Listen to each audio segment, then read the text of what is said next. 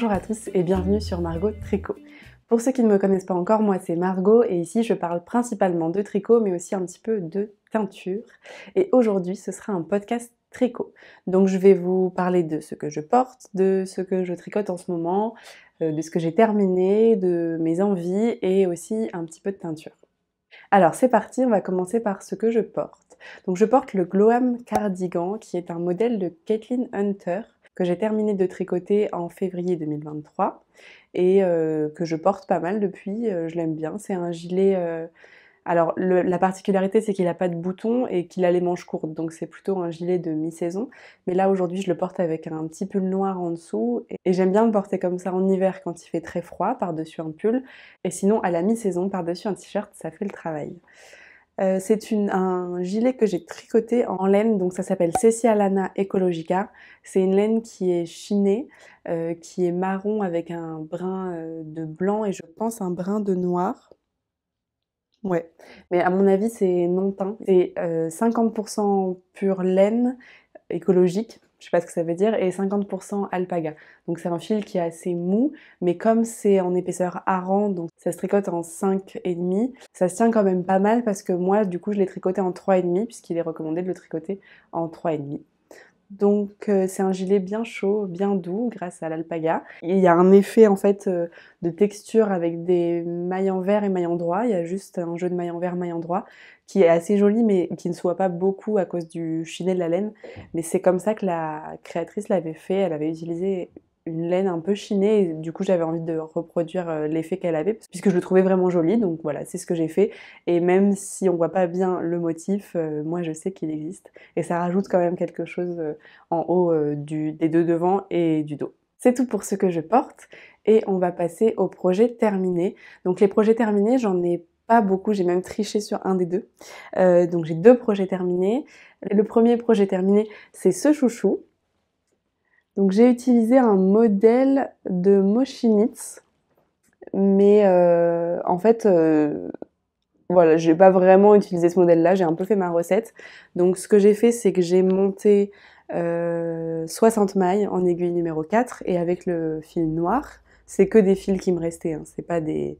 J'ai pas acheté des fils pour ça et il en faut très peu, donc là j'ai pris ce fil-là qui est un fil noir un peu doudou, un peu élastique. Ensuite, après avoir monté les 60 mailles, j'ai fait 5 rangs de mailles en droit, enfin j'ai joint en rond et j'ai fait 5 rangs de mailles en droit en noir, puis 5 rangs en beige, donc c'est de la drops alpaca, et encore 5 rangs noirs, 5 rangs beige, donc j'ai répété ça 1, 2, 3, 4, 5, 6, 7 fois, donc j'ai 7 répétitions de rayures, et je termine par une rayure noire. Comme ça, ensuite, je suis venue au crochet faire une chaînette pour joindre en fait mon début et ma fin ça fait comme un tube en fait, et donc on vient replier le tube, joindre le début et la fin et faire une chaînette pour le fixer en chouchou, bien sûr en plaçant l'élastique au milieu. Donc voilà, ça m'a pris une demi-journée et c'est très joli, j'aime beaucoup les rayures. En fait, c'est pour offrir, comme c'est vraiment très rapide, je pensais que ce serait quand même un peu plus long. Je vais en faire deux autres, je pense assortis un peu différents, mais dans l'idée de faire un set de 3 chouchous pour offrir, c'est quand même plus sympa qu'un seul. Donc voilà pour le premier projet terminé. Et le deuxième projet terminé, j'ai triché, c'est pas vraiment un projet terminé, puisque c'est une chaussette. Donc voilà, maintenant il faut que je fasse la deuxième. Donc j'ai pas vraiment terminé la paire, mais j'ai terminé la première chaussette. J'ai utilisé pareil le modèle des Priya Socks de Tina Q, mais en fait j'ai pas du tout reproduit. C'est un modèle gratuit et il y a un très très beau motif de jacquard dessus que moi j'ai pas reproduit. J'ai décidé juste de faire des côtes, c'est des côtes 3-1. Donc là vous pouvez voir un petit peu les côtes. Sur les chaussettes, je trouve que les côtes 3-1 c'est vraiment très joli et sur tout le long du pied. Alors arrivé au pied, il y a un côté avec les côtes 3-1 et sous le pied c'est du jersey.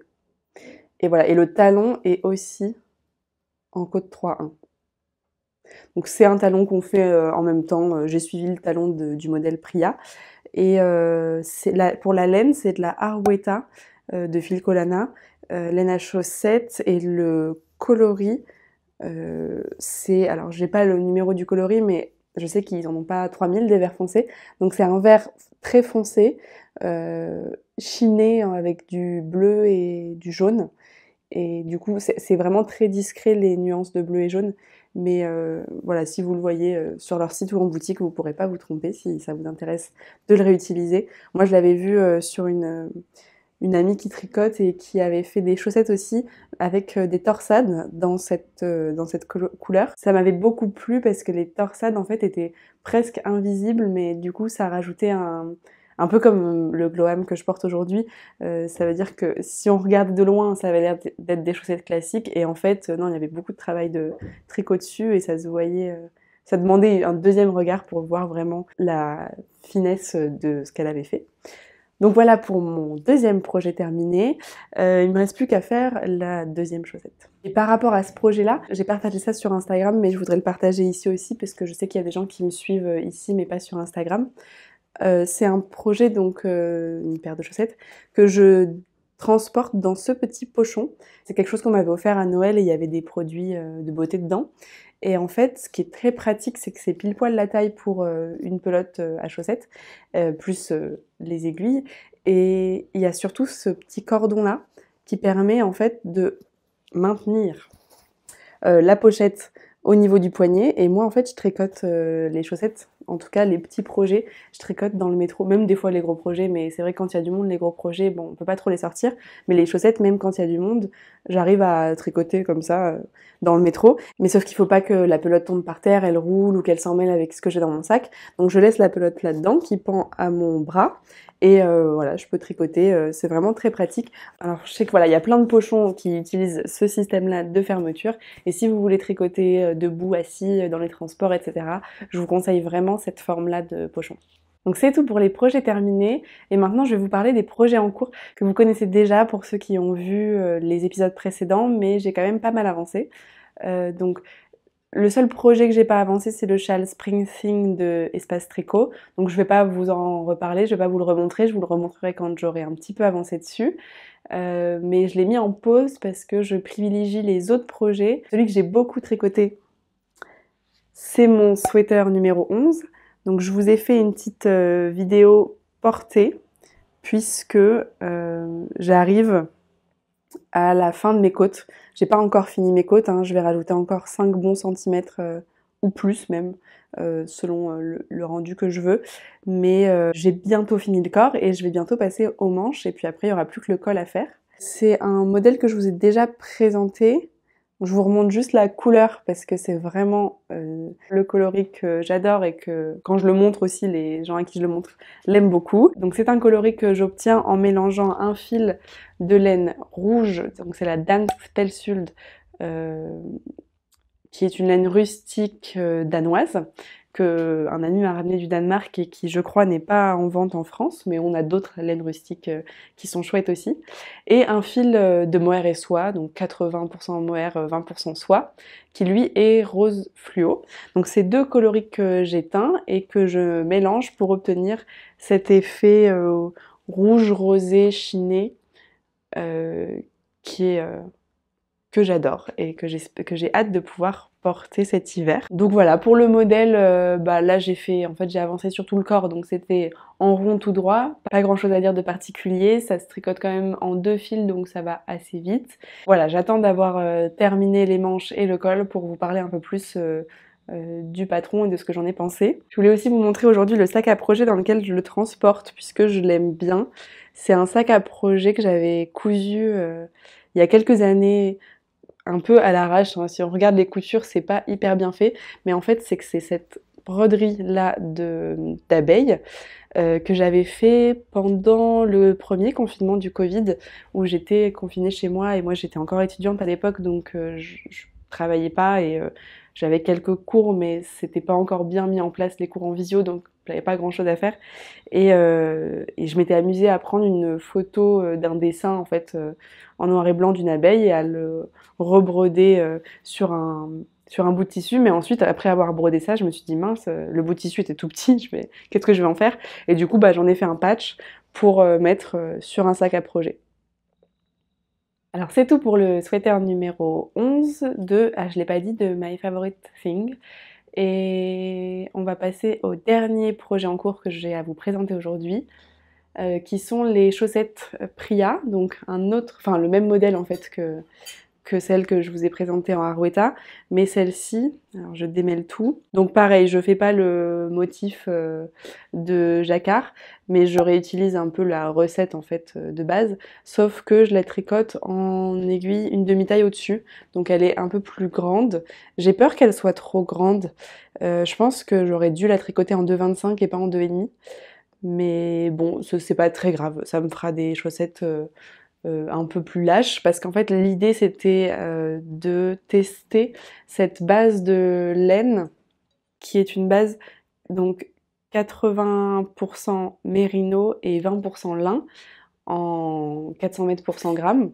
Et c'est voilà, c'est quelque chose dont je vous ai parlé dans l'épisode précédent, c'est parce que j'aimerais bien proposer à la vente. Alors oui, pour ceux qui savent pas, j'ai pour projet d'ouvrir une boutique en ligne de laine teinte à la main d'ici l'année prochaine, et j'aimerais bien proposer à la vente une base de laine à chaussettes qui soit sans nylon.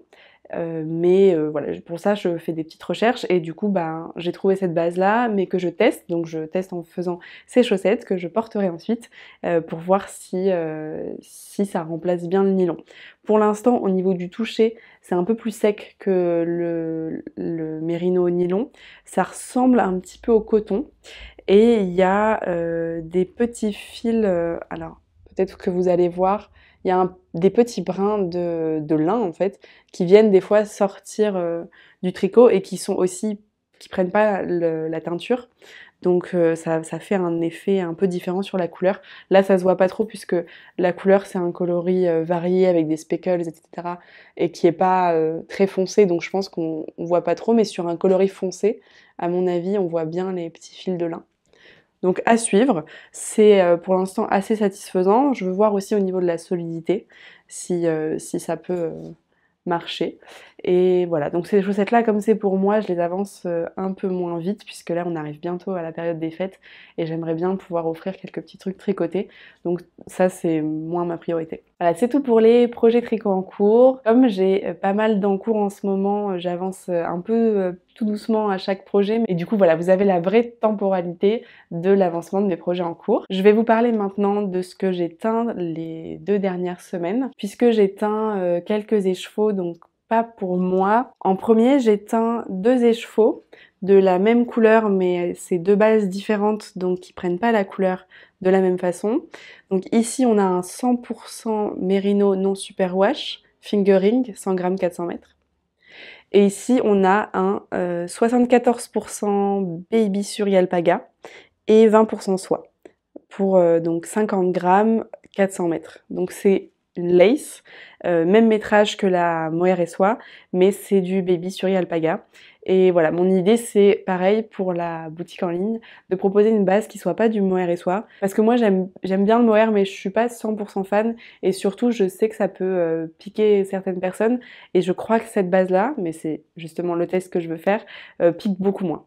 Et pour faire ce test, j'ai prévu de tricoter donc les deux ensemble pour faire une cagoule pour offrir à ma sœur qui craint plutôt la laine qui pique. Donc du coup elle me dira, je pense sans détour, si ça la pique ou pas. C'est elle qui a choisi le coloris et il me reste plus qu'à les tricoter. Je sais pas si j'aurai le temps de les tricoter avant Noël, mais bon, sinon je lui offrirai en janvier, il n'y a pas d'urgence. Et mon idée c'est de tricoter donc une capuche au lit, qui est un modèle que j'ai déjà tricoté pour moi. Voilà, ça c'est la capuche au lit que j'avais tricoté il y a 1 an ou 2, qui est un modèle de Atelier Emily. Et moi je l'avais fait en Life in the Long Grass, en single, et un fil de mohair de Drops.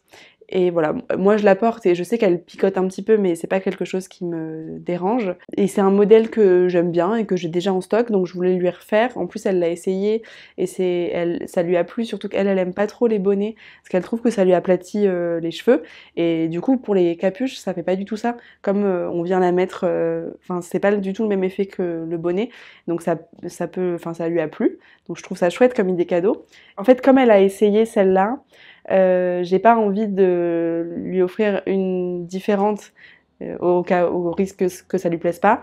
Mais c'est un modèle que j'aimerais bien essayer de hacker et de faire en côte anglaise, donc en brioche, avec le même nombre de mailles ou alors parce qu'en fait il est proposé en 4 tailles différentes, donc peut-être en faisant une taille au-dessus que de ma taille, parce que les côtes ça a tendance à resserrer un peu le tricot. Mais peut-être que pour cette fois-ci je ferai le même parce que c'est plus simple, et peut-être je le referai une troisième fois avec les côtes. Et j'ai aussi teint cet écheveau là, donc celui-ci je l'ai mis en cake. C'est une couleur de bleu, bah c'est un bleu que j'avais mis en story et qu'une amie à moi a vu, et c'est une amie qui tricote, et elle m'a dit ah il est trop beau, j'aimerais bien, est-ce que tu peux m'en faire un pour me faire une capuche? Et justement elle avait vu ma capuche et pareil elle voulait s'en faire une, donc je lui ai dit oui bien sûr, en plus comme ça elle testera ma laine, c'est chouette, parce que moi je peux pas tout tester, j'ai pas assez de temps pour tester tout, donc si mes amis veulent tester pour moi c'est chouette.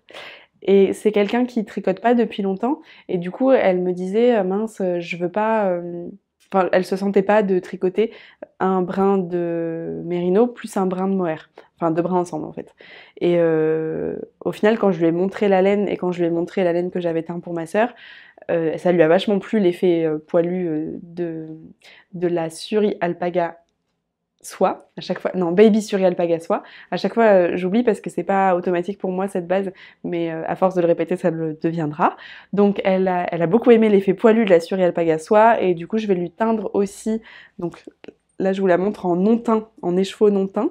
Je vais lui teindre aussi un écheveau de la même couleur de cette base-là, et comme ça, elle va pouvoir se tricoter une capuche en 2 fils. Et concernant ces échevaux que j'ai teints, j'ai filmé mon processus et je pense vous sortir une vidéo un peu vlog teinture comme je l'avais déjà fait il y a quelques semaines.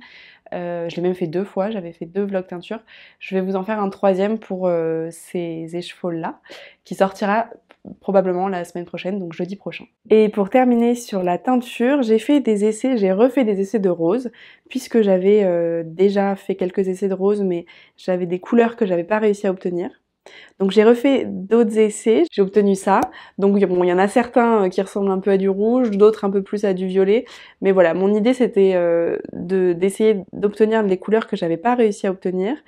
J'en suis assez contente, même si j'aime pas trop celui-ci, et je pense que je l'avais déjà obtenu en fait avec un autre mélange, enfin une couleur pas vraiment exactement la même, mais une couleur qui ressemble, et c'est pas ça que je voulais. En fait moi je voulais faire un vieux rose très pâle, mais je crois qu'avec enfin va falloir que j'essaye une autre recette, que j'ai déjà des idées de recettes, mais en tout cas ça c'était pas la bonne. Sinon pour vous les présenter un par un, il y a celui-ci qui en fait ressemble beaucoup à la couleur de mon pull que je suis en train de tricoter. Qui est un mélange entre du rouge et du rose, et qui du coup ressemble à la couleur de mon sweater numéro 11 qui mélange un fil de rouge et un fil de rose. Ensuite il y a celui-ci qui est plus un violet pâle, que j'aime bien, mais j'aimerais bien essayer de le faire encore plus pâle pour avoir quelque chose de très pastel. Celui-ci dont je vous parlais, je vous ai déjà parlé, qui est pas exactement ce que je voulais, moi je voulais un truc encore plus pâle encore. Celui-ci qui me plaît bien parce que il a un peu un effet vieux rose, mais qui est pas encore assez poussé, donc je veux continuer à faire des mélanges pour avoir quelque chose de plus gris ou de plus pastel. Et enfin celui-ci qui est plus un marron bordeaux, donc ouais, peut-être dans la catégorie des violets du coup. Qui me plaît beaucoup aussi, et je pense que c'est un coloris que... Alors peut-être pas exactement celui-ci, mais c'est un coloris que je garderai pour la boutique. Donc voilà pour mes petits essais. Je les ai faits sur une base différente de la base que j'utilise d'habitude pour faire mes essais de teinture, parce qu'en fait j'en avais plus. Et j'ai racheté une autre base qui me plaît beaucoup aussi, qui ressemble pas mal à la Dansk-Spelsult. C'est pour ça que je vous disais ça au début de la vidéo, qu'on a aussi des équivalents en France qui sont chouettes. Et donc c'est, je vous en parlais dans le dernier épisode, c'est un cône en fait de laine non teinte de la marque Laine à l'Ouest. qui fait de la laine normande. Donc en fait c'est une coopérative, ils recueillent toutes les tontes de moutons des bergers qui participent à cette coopérative, qui font partie de cette coopérative. Ils envoient toutes leurs tontes et elle est lavée, filée, enfin tout le processus en fait, triée, etc. en filature, mais comme c'est mis en commun, en fait, eux, ça leur revient moins cher, c'est plus intéressant pour eux, pour les bergers, de revaloriser leur laine en coopérative, et ça donne un fil qui, du coup, est mélangé entre toutes les tontes des bergers normands qui participent au projet. Donc voilà, c'est tout pour la partie teinture. Je voulais parler un petit peu de mes envies pour le futur. Donc dans mes projets dont je vous ai déjà parlé, je veux refaire 2 petits chouchous pour offrir à Noël. Je voudrais aussi faire la capuche au lit, donc d'Atelier Émilie pour ma sœur. Donc ça c'est pour la partie tricot. Et pour la partie teinture, je commence, je crois, à faire le tour. J'aurais jamais fait le tour, mais je commence à avoir bien exploré les essais de teinture. Donc sur mes mini-écheveaux, c'est des écheveaux de 10 grammes. Et en fait, j'ai envie maintenant d'aller un peu plus vers de la teinture des chevaux de 100 grammes, comme j'ai fait pour ma sœur et mon amie, et de jouer un peu plus avec les speckles et les coloris variés. Donc j'ai commencé déjà à le faire un peu timidement parce que tout ce qui est un peu nouveau et qu'on maîtrise pas, enfin en tout cas pour moi que je maîtrise pas encore, j'y vais un peu tout doucement, quoi. Je suis plus confortable à faire mes essais de teinture comme maintenant j'ai un protocole où je note des recettes et voilà, je l'ai fait en une journée. C'est devenu quelque chose que je sais faire et que je maîtrise, mais tout ce qui est coloris variés ou teinture des chevaux de 100 grammes, je manque encore un peu d'expérience là-dessus. Donc voilà, mes envies pour les semaines qui viennent, ça va être de me concentrer vraiment sur les écheveaux de 100 grammes, sur les coloris variés et d'avancer aussi sur les coloris que je veux proposer dans la boutique en ligne. J'ai déjà avancé pas mal sur la plateforme que je voudrais utiliser, même si je l'ai pas encore choisi à 100%, et maintenant il me reste vraiment à fabriquer en fait les écheveaux, tout simplement les teindre et ensuite les mettre en vente. Et concernant la discussion la réflexion que j'avais à l'épisode précédent sur les laines rustiques, j'ai eu beaucoup, ou c'était peut-être il y a 2 épisodes. Non, c'était l'épisode précédent. J'ai eu beaucoup de commentaires vraiment très encourageants qui m'ont motivée, même si je crois que j'étais déjà décidée à vous proposer une base de laine rustique dans la boutique en ligne. Mais les commentaires que j'ai reçus m'ont confortée dans ce choix-là. Et du coup, j'ai recherché des fournisseurs, j'ai envoyé quelques mails et j'ai potentiellement trouvé un fournisseur de laine française qui pourrait fonctionner pour la boutique en ligne, donc je vous tiendrai au courant de ça et ça me fait très plaisir. C'est tout pour l'épisode d'aujourd'hui, merci beaucoup d'avoir regardé cette vidéo jusqu'à la fin. Comme d'habitude, si ça vous a plu et si vous voulez continuer à suivre mes aventures en tricot, vous pouvez vous abonner à ma chaîne et mettre un pouce en l'air sur cette vidéo et un petit commentaire, ça m'aide à ce que la vidéo soit vue et ça soutient ma chaîne. Et je vous en remercie beaucoup pour celles qui le font, parce que c'est 99% de femmes, je crois, sur cette chaîne. Donc, désolée pour le 1% d'hommes, mais je remercie celles qui le font. Et je vous dis à la semaine prochaine pour le vlog peinture.